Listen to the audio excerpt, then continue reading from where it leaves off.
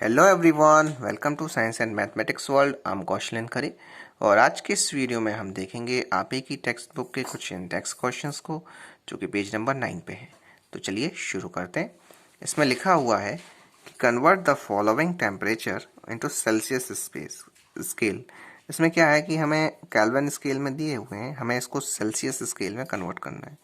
तो ये बहुत ही आसान होता है कि हम किस तरह से डिग्री सेल्सियस से केल्विन स्केल में कन्वर्ट करना और केल्विन स्केल से डिग्री सेल्सियस में कन्वर्ट करना। इसके लिए हमें क्या करना पड़ता है, जस्ट छोटा सा काम होता है। जैसे यहाँ पे लिखा है 300 केल्विन, और केल्विन के लिए डिग्री नहीं लगाते, डायरेक्ट लिखते हैं केल्विन। कि केल्विन क्या होती है कि ऐसा यूनिट है आपकी टेम्परेचर को मेज़र करने की।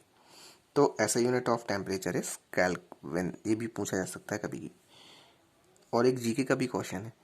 तो चलिए देखते हैं। इसमें है 300 केल्विन, 300 के लिखा हुआ है, इज इक्वस टू होगा जो 300 में से हम मात्र 273 को माइनस कर देंगे तो आ जाएगा डिग्री सेल्सियस। अब आप कहोगे 273 को ही क्यों माइनस किया, क्योंकि 0 डिग्री सेल्सियस में 273 केल्विन होते हैं, इसलिए। तो 0 से अभी माइनस करेंगे तो 273 एक केल्विन में नहीं होंगे, तो इसलिए इसको 273 लिखा गया है। तो इसको से माइनस कर देते हैं तो कितना आएगा, 227 डिग्री सेल्सियस हो जाएगा। तो ये है हमारा पहला क्वेश्चन। अब इसमें सेकंड दिया है 573 केल्विन, तो इसको भी हम 273 से माइनस कर देंगे तो आ जाएगा 300 डिग्री सेल्सियस। तो ये हो जाएगा हमारा क्वेश्चन।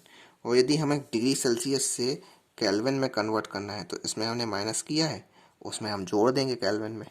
डिग्री सेल्सियस में यदि करना है कन्वर्ट तो हम डिग्री सेल्सियस लिखेंगे और उसमें 273 जोड़ देंगे, तो उससे जितना आएगा वो हमारा केल्विन स्केल में कन्वर्ट हो जाएगा। तो ये था हमारा पहला क्वेश्चन। अब बचते हैं, हम चलते हैं सेकंड क्वेश्चन की तरफ। सेकंड क्वेश्चन में लिखा हुआ है कि what is the physical state of water at 250 degree Celsius. अब बताओ, कह रहे हैं कि 250 डिग्री सेल्सियस पे वाटर की जो स्टेट है वो क्या होगी। अब क्या होगी, ऑब्वियसली गैसेस होगी। तो इसमें है कि at 250 degree Celsius physical state of water is gaseous state. अब जो 250 सेल्सियस डिग्री सेल्सियस पे क्या होगा, वाटर की जो स्केल जो स्टेट होगी वो कैसी हो जाएगी, गैसियस हो जाएगी। क्योंकि जो बॉइलिंग पॉइंट होता है ना जो वाटर का, वो कितना होता है, 100 डिग्री सेल्सियस होता है। इसीलिए 250 डिग्री सेल्सियस पे क्या हो, वो भी गैसियस ही रहेगा, तो इसीलिए वो गैसियस हो जाएगा। अब चलते हैं हम अपने क्वेश्चन नंबर उस पे आगे थोड़ा सा। तो ये है आपका 100 डिग्री सेल्सियस पे क्या होगा जी, पूछ रहे हैं। तो 100 डिग्री सेल्सियस पे क्या है कि वाटर जो होता है बॉयल ही होता है 100 डिग्री सेल्सियस पे। तो 100 डिग्री सेल्सियस पे क्या होगा, water start changing from liquid state to gases state. तो उसमें क्या होगा कि जो वाटर होगा 100 डिग्री सेल्सियस पे लिक्विड स्टेट से वो गैसेस स्टेट में कन्वर्ट होना चालू हो जाएगा। तो ये था हमारा क्वेश्चन नंबर। चलते हैं अगले क्वेश्चन की तरफ। इसमें दिया है क्वेश्चन नंबर 3। इसमें है कि फॉर एनी सब्सटेंस, किसी भी सब्सटेंस के लिए, why the temperature remain constant during the change of state. जब हम उसकी स्टेट चेंज कर रहे होते हैं तो उसका जो टेम्परेचर होता है वो हमें कांस्टेंट रखना चाहिए। जितना टेम्परेचर है तो वो कांस्टेंट हो। ऐसा क्यों होता है कि इसका मतलब आपको समझ में नहीं आया होगा। इसका मतलब ये है कि जो कोई भी स्टेट है, जैसे ये आपका पेन है, ठीक है, तो अब इस पेन को हमें समझना है, इसकी स्टेट चेंज करनी है। ये सॉलिड है, इसको हमें लिक्विड में कन्वर्ट करना है। तो इसको लिक्विड में कन्वर्ट करते समय हमें इसका टेम्परेचर जो है वो वैसे ही उतना ही होना चाहिए जितना रूम टेम्परेचर का टेम्परेचर है, उतना ही होना चाहिए। तो ऐसा क्यों होता है कि ऐसा ही कोई भी चेंज, जैसे लोहा है तो लोहे का भी थी, हम उसको कन्वर्ट कर रहे हैं, पिघला रहे हैं, उसे स्टेट चेंज कर रहे हैं, सॉलिड से लिक्विड बना रहे हैं उसको, तो उसको भी उसकी जो जो टेम्परेचर है उसको कांस्टेंट रहना चाहिए, रूम टेम्परेचर के अकॉर्डिंग तक करना चाहिए उसे। तो ऐसा क्यों होता है, तो ये ही क्वेश्चन है हमारा। तो इसका आंसर देख लेते हैं। इसका आंसर है कि during the change of state, जब हम किसी भी स्टेट को चेंज करते हैं किसी भी सब्सटेंस की, द हीट सप्लाइड और released is utilized in phase change.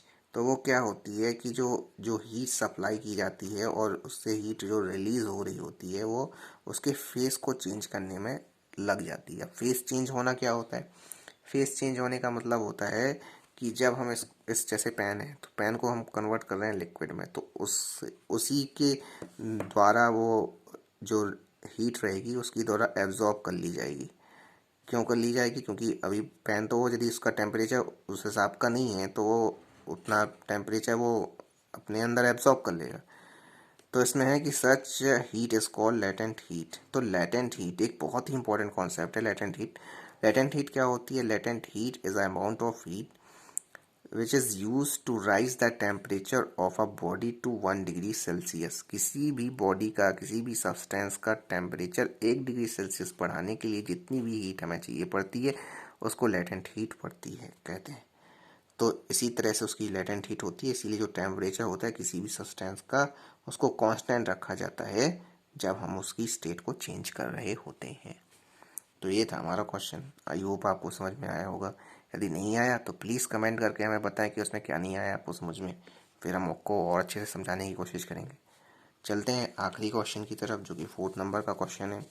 इसमें लिखा हुआ है कि सजेस्ट अ मेथड। इसमें कोई मेथड सजेस्ट करनी है तो लिक्विफाई एटमॉस्फेरिक गैसेस, जिसमें हम जो एटमॉस्फेयर की जो गैसेस होती हैं ना, जैसे को कितनी सारी गैसेस होती हैं, सो ऑक्सीजन हो गई, कार्बन डाइऑक्साइड हो गई, ठीक है, नाइट्रोजन हो गई, और भी हैं इनर्ट गैसेस हैं, क्रिप्टॉन, जेनॉन, रेडॉन वगैरह वगैरह। तो इन सारी गैसेस को यदि हमें लिक्विफाइड करना है, हमें उसे लिक्विड में कन्वर्ट करना है, तो कैसे करेंगे? तो इसका सिंपल सा आंसर है कि gases can be converted into liquid.